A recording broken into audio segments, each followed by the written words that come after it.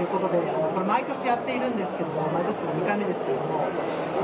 SSP っていう媒体向けのプラットフォームで同業者同士で、今の SSP 業界ってどうだろう、そういうところについて、雑談じゃないですけど、いろいろ話させていただければと思いますので、よろしくお願いします。ではですね、去年もジーニーさんのブースでちょっとSSP 対 SSP ということで、どこまでこうぶっちゃけたお話ができるかなということで、いろいろやらせていただいたところなんですけども、今年もですね、メディアサイドから見たところって、多分皆さんいろいろ課題がこう終わりで、答えが明確な答えがまだ見つかってないところなのかなと思ってるんですけども。そうですね、結構広告主サイドとか代理店サイドの話っていうのは世の中にいっぱい出てくるんですけども、メディアサイドっていうのがプレイヤーが少ないのもあってですね、なかなか話として出てこない中で、多分お互いこう模索しながら進んでいるようなところかなと思います。今の2つの、サービスといったところになるんですけども、SSP の方でいきますとですね、収益最大化プラットフォームと、SSP 一般的に言われているところって定義がすごい難しいなっていつも思ってるんですけども、大体今規模でいうと法人契約のとこ500媒体さんぐらい、ご利用いただいているという形になってて、PC とスマートフォンの最高で、月間350億ぐらいの、在庫管理しているという形になってますので、規模で言ってもそれは国内最大規模といったところを言っても大丈夫なのかなというふうに思います。そもそもですけど SSP と最近その媒体者さんのアドエクスチェンジとか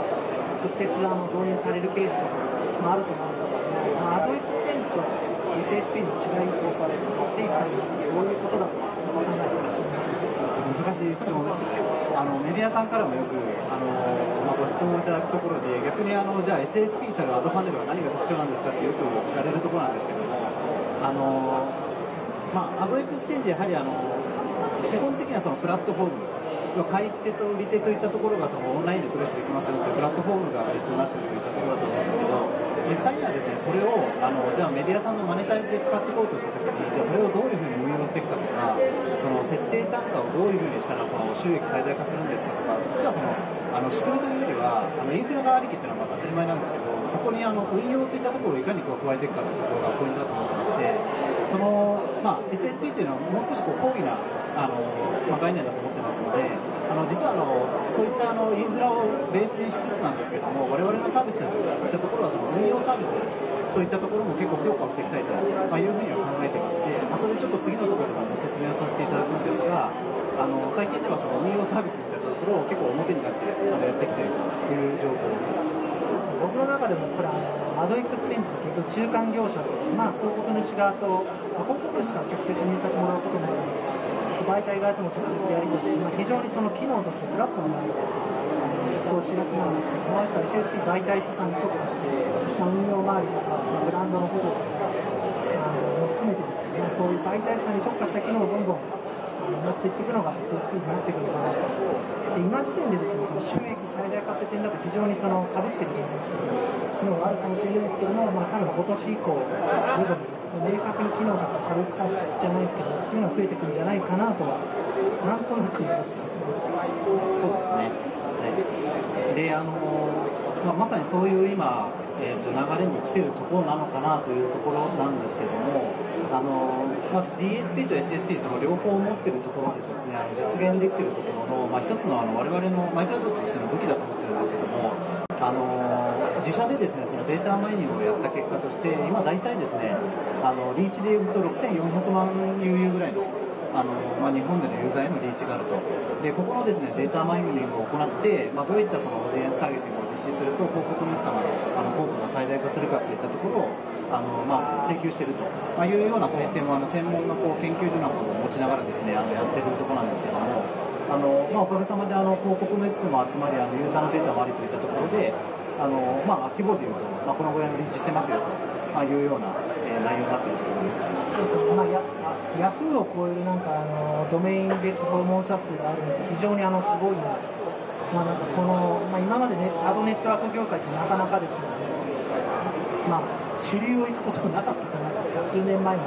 思ったんですけど、ここ最近やっぱ RTB からの流れを来てですね、DSP なり SSP の事業者がその巨大なヤフーの1個のメディアを超えるぐらいのリーチ数を取れているような時代になったんだなという、ちょっと他社の話ですけど、同業の話ですけど、感慨深いので非常に思っております。そうですね。やはり突き詰めるとですね、特定のメディアさんでユーザーさんがどういう接触態度を取ってるとか、そういったところがとても大事にはなってるんですけども、まずネットワークで横軸で見れることっていうのは非常に多いので、そこをですね、両方融合させていくことでそのマネタイズっていうのは本当に成功するっていうのが今後の課題かなとは思ってます。でですね、毎回ですね、ちょっとぶっちゃけデータを一発持ってこいということでですね、私から去年もですね、ちょっとスレスレのデータ出したんですけど、あんまりですね、リリースとかに使ってないので、アドパネル、今実際規模でいうとどのぐらいで、広告案件どのぐらい流してるかといったところをですね、データに落としてきてます。3月以降のですね、9月は今着用なんですけど、3月以降、約半年間で、こういう推移をたどってますというグラフになってて、トータルでいうとですね、これが、これ250億インプレッションなので PC で250億を超えてきてて、スマホがもうすぐで100億をタッチするといったところになっているという形になっています。でスマホは結構やっぱ注力しているところで、特にですねターゲティング弊社を中心にまずは考えているというところもあるので、アプリはほとんど含まずにウェブブラウザだけで100億ぐらいといったところには到達しているという形です。であと一番今日お伝えしたかったところとしてはやはりですね各社のデマンドサービス、DSP さんであったりとか、まだ引き続きアドネットワークとして一定のポジションをちゃんと規模を保たれているようなアドネットワークさんって多くいらっしゃいますので、こういったですね各社との提携っていうのを、5月からですね強化をしてやっておりました。で今国内でいくと大手アドエクスチェンジさんも含めてほぼ弊社のアドパネルで、一緒に活用して配信ができるというようなところをやってまして、あとはそこをですね、どこをどういうふうに設定をしてメディアさんのデータをお送りすればマネタイズが一番最大化するかといったところを運用を中心にですね1000人の運用メンバーというのはそこの体制かなり厚くしてるんですけど、いろいろノウハウを積みながらですね事例を作っていくといったところをやっていくという形。このグラフを送っていただいてちょっとびっくりしたんですけど、結構直近までフィルレートって30%、全体平均だと PC 切ってたとか30%ぐらいだったんですよ。そうですね、ここの部分もですねあまりちょっとお見せしづらいところではあったんですけども、やはりですね基本的にRTB の方がメディアさんへの単価という意味では CPM という意味では高いというようなところが特徴として最近ずっと流れがあったので、そこの RTB 案件をいかに取り込むかといったところを中心にやってたんですけども、結果としてオーディエンスターゲティング自体はデータかなりあるので、実際にはメディアさんどんなメディアさんでも大体6割ぐらいというのはターゲティングの対象になるという、感覚値を持ってるんですけど、そこにフィルレートという考え方でいくとメディアさんも当然いくらでもいいから入れてくださいってこともないので、最低限これ以上の単価で必ず欲しいっていう話が出てきますので、それとの、打ち消し合って最終的にそのフィルレートが決まってくるという形の中で我々比較的高単価の広告だけをご提供してて 30% といったところだったんですけれども、そこにいろんな提携会社さんの広告を入れながらですね全体で収益最大化しましょうというのをサービスとして打ち出していった結果として、ここ最近では PC が今 50% ぐらいを超えてくるようなところですね。でスマートフォンに関しては比較的その単価要求というところも折り合いがつきやすいので、大体今全体で8割ぐらい到達しているという、いう状況です。ちなみにどんな媒体だとそのフィルレートが高くてですね、どういった媒体だとフィルレートが低いとかそういった特徴ってありますか？結構その現場の弊社の営業担当がですね、御社のフィルレートの率を媒体さんに聞くと、結構高いケースが多かったですね。このグラフが結構意外だったなと思うんですけど、その媒体によっての傾向とかってあるんですか？ですね、この DSP の多分特徴かなと思ってるんですけど、特にこういうコンテンツだとっていうのは正直あんまりなくて、やはりまずはユニークユーザーがまず多いかどうかという、ここの数っていうのはすごい重要かなと思ってて、なので逆に言うとそのコンテンツよりもユニークユーザーだけでまずマネタイズ最低限できるところっていうのがまず見つかるかなというふうに思ってます。であとその中でコンテンツが例えば専門媒体さんとかかですと、その特定広告主の案件っていうのがCPM でいうと1000円とか超えてくるような案件っていうのが多々入ってくるので、そういったところがよりこう比率が高くなって CPM が上がっていくという傾向があるんですけど、フィルレートに関して言うとやっぱりユニークユーザーだったり、あとは検索ですね、SEO 対策をされているサイトさんっていうのは比較的このアドテクには多分相性がいいかなと思ってまして、やはり新規来訪者の多いメディアさんになるのかなと思ってます。そういったところはマネタイズがしやすいというところはあります。うまい話ですけど、本当 DSP がリファラーじゃないですけども、その情報を使ってターゲティングしたりとか、リファラーデータ取れないとその入札してこないっていった DSP も最近増えてたりして、入札側の取り組みだとそういう付加情報がきちんと取れるかとか、そういうのもあったりします。そうですね。で、これからという話かなと思ってるんですけども、という中でだいぶフィルレートも上がってきて、メディアさんもですね、大体そのいろんな DMP、DSP、いろんなアドテクが出てくる中で、このぐらいの単価でこのぐらいのマネタイズができるんだなっていう感覚はもうすでにお持ちなのかなと思ってまして、さらに上がっていく要素としてどういったところがあって、で我々は何をすべきかというところでちょっと今日注力ポイントということでですね、書いてきたところなんですけど、一つはですね、今ちょっと少し言葉に出しましたけど DMP っていうのは、一つキーワードかなと思ってまして、これはですね、単純にこれは弊社の場合っていうところなんですけど、DMP っていう仕組みっていうのはここ最近多分その広告主さん側の注目がすごく高くなってて、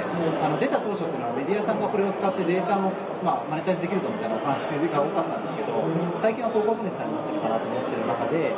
メディアさんのデータっていうのはどういうふうにじゃあ収益化できるかっていったところ結構テーマかなと思ってまして、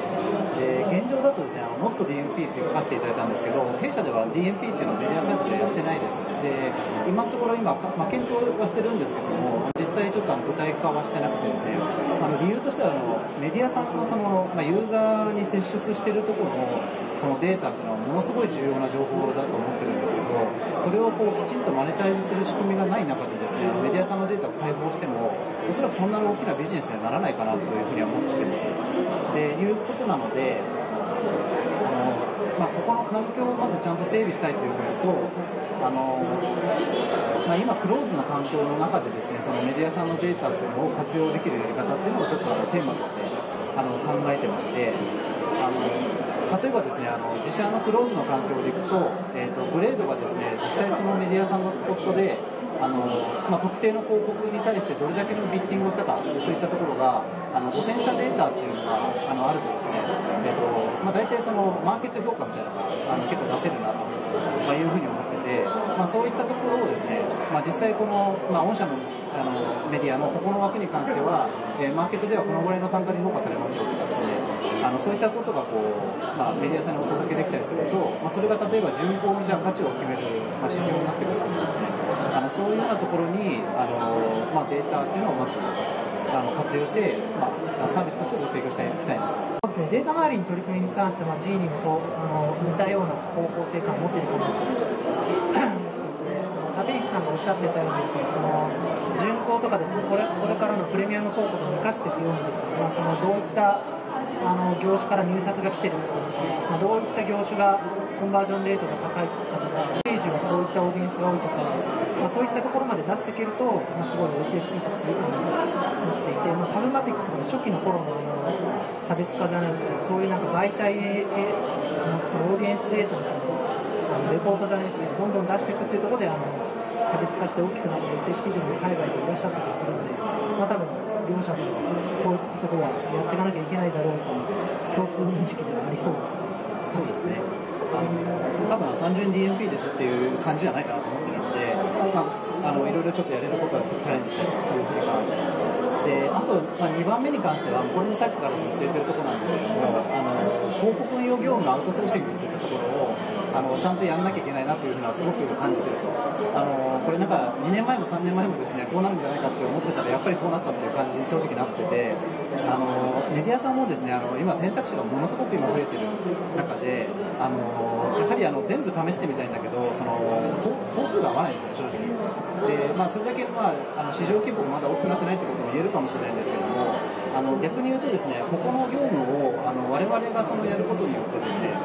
例えば同じようなコンテンツを持ってる競合他社さんではこういう事例があったみたいなのを運用ノウハウの中に内部ではちょっと生かさせていただいているところがあって、それによって各メディアさんのマネタイズというところをちょっとやっていきたいと。で、中にはですね、交差確認といったところになかなか工数が避けられ、これ以上工数避けられないみたいな話もあって、そういったのもですね、弊社の先ほど申し上げた運用体制の中でオペレーションを代行させていただくようなことも一部やらせていただいていると、いうようなことになっています。そうですね、ついにレッド領域まで進出、媒体設定になっている多分 SSP だから、ちょっと業務として寄ってくるところはあるかなと思うんですけど、そういった媒体の運用業務をやられ始めたで、特にやっぱツールがどんどん多分SSP の動画がどんどん進化していってるかなとここ1年非常に考えているんですけども、やっぱり使いこなしたりとか、するところによると結構の想像以上に手間がかかったりとかして、多分ここの業務をどう対応していくかっていうのは、ちょっとアプローチの仕方の弊社とアプローチは違うかもしれないですけども、共通認識の同じ課題かなと思いますね。そうですね、ここは本当に各 SSP さんが一番苦労されているところだし、逆に言うと SSP たるゆえんというか存在意義があるかなと思っているので、ここは逆に目そらさずにやっていきたいというところですね。はい、で今日プレゼンはここまでなんですけども、去年に続きですね、最後に聞いてらっしゃるオーディエンスの方々から質問を受け付けたいかなと思いますけども、誰か質問ある方で挙手していただいてもよろしいですか。どうもよろしくお願いします。SSP として一気通貫で媒体の収益を担保していくみたいな話があったかなと思うんですけれども、いくつかプライベートエクスチェンジとかトピックが出たかなと思うんですけども、 SSP 全体の方向性としてはどういう機能開発とか商品開発をしていくと、そのニーズを捉えられるみたいなところですとか、あるいは国内の SSP、各社さんいると思うんですけど、そのうちどういったところのニーズを今捉えきれてないみたいな、そういうお考えとかってお聞かせいただけたりしませんでしょうか。まずそこに関しては、ちょっとどこが捉えきれてないかっていうのはちょっといろいろあるかなと思ってるんですけど、これをやるべきだというふうに考えているのは、最適化っていうのはですね、今RTB接続しました、DSP 接続しましたみたいなところはリリースに出るぐらいな形っていうのはもう一旦終わったかなと思っていて、その RTB をプラスしてアドネットワークもちゃんとしっかりマネタイズしてますよねっていったところがまさにです。でこの2つっていうのは仕組み上全くつながってないんですけど、アドサーバーだと思ってて、最終的にはそこに巡航も当然入ってきてますし、まずメディアさんの全体像をちゃんと俯瞰して把握できるような仕組みをありきの中で、その中で巡航とアドネットワークと RTB といったのがどういうふうに融合したら一番最適化するかというのが必要なので、そういった、多分アドサーバーとして考えるとまだ出ているところないかなと思っているので、そこに関しては絶対作っていきたいというふうには思っています。ということで、本日はマイクラウドの立石様と SSP 事業者の対談ということで、どうもありがとうございました。